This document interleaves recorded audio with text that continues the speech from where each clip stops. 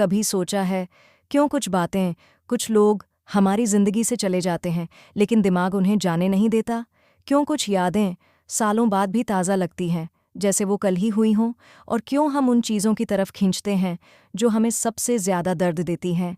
Science कहती है कि दिमाग दर्द और कंफर्ट में फ़र्क नहीं समझता, वो सिर्फ एक चीज़ समझता है, प्रभाव। जिन चीज़ों ने आपको सबसे गहराई तक छुआ है, चाहे वो अच्छी हों या दर्दनाक, दिमाग उन्हें इम्पॉर्टेंट मान लेता है। और इम्पॉर्टेंट चीज़ें दिमाग कभी नहीं छोड़ता। इसीलिए जिस चीज़ से आप भागते हो, दिमाग बार बार उसी की तरफ धकेलता है। कई बार हम किसी इंसान से इसलिए नहीं जुड़ते क्योंकि वो सही है, हम जुड़ते इसलिए हैं क्योंकि उस इंसान ने हमारे अंदर कोई अधूरा हिस्सा छू लिया होता है। और दिमाग अधूरी चीज़ों को पूरा करने के लिए पागल रहता है। आप सोचते हो कि आप उसे याद कर रहे हो, लेकिन असल में आपका दिमाग क्लोजर ढूंढ रहा होता है। जितनी चीज़ अधूरी, उतना बड़ा खिंचाव। दिमाग एक लूप बनाता है जहां आप बार बार वही यादें दोहराते हो जो आपकी पर्सनैलिटी को बदल चुकी हैं।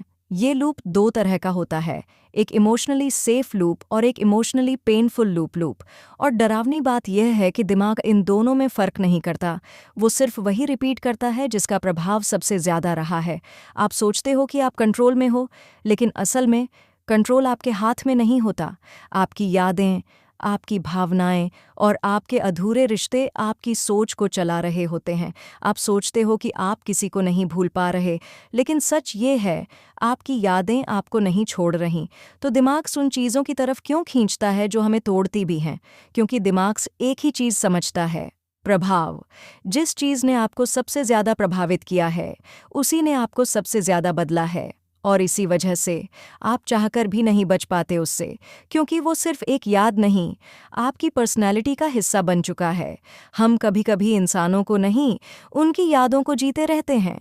यही दिमाग का सबसे खतरनाक सच है कि वो कभी नहीं भूलता।